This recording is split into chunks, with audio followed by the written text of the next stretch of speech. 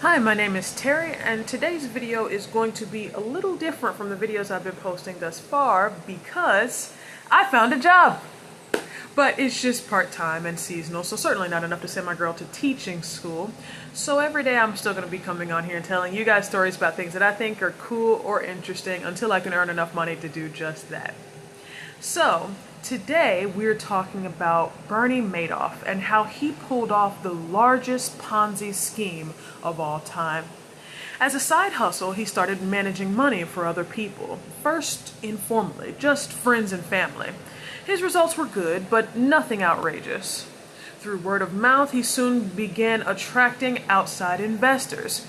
At some point, after losing money, he fudged the numbers rather than just come clean about his problems. He claims that this first started happening in the early 1990s, but nobody knows for sure.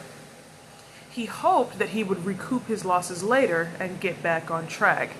This, of course, didn't happen. Instead, he began digging himself into an even deeper hole.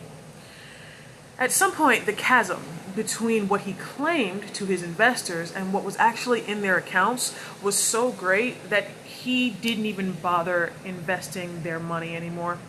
Instead, whenever a client wanted a return on their investment, he just took the money that was given to him by his new clients to pay the returns requested by his old clients. This is what's known as a Ponzi scheme. Like all Ponzi schemes, his fund eventually came tumbling down because he couldn't attract enough new clients to pay the debts that were owed to the old ones.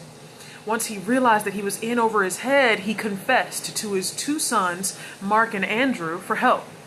They worked for him in a legitimate side of the business, which took place on a different floor of the building, and claimed that they knew nothing of their father's deception. Instead of helping their father, Madoff's two sons called the FBI and reported him. During his sentencing on June 28, 2009, his victims demanded the maximum sentence. Madoff, however, claimed that his investors were complicit in his actions. This is what he said about it. He says, they had to know. But the attitude was sort of, if you're doing something wrong, we don't want to know.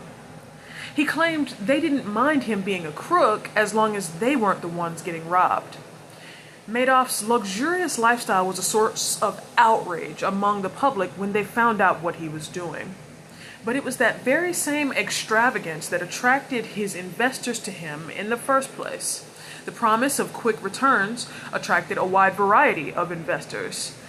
They all had been attracted to him due to these very characteristics of opulence and luxury. Madoff was sentenced to 150 years in prison, the maximum penalty for his crimes. His sons were never charged, and he died in custody in 2021 at the age of 82. So, what do you think? Were his victims actually complicit? Were they just as guilty as he was? And what about his sons? Were they as innocent as they claimed to be? The Spanish I'm going to be teaching you today is las cosas no siempre son lo que parecen. Las cosas no siempre son lo que parecen. And what that means is, things are not always as they seem. If you like this video or you learned something new, drop a like down below. If there's a specific topic that you'd like to see me cover, drop me a comment. And if you'd like to support this work that I do, there'll be a link to the Cash App in the description box below. We'll see you next time.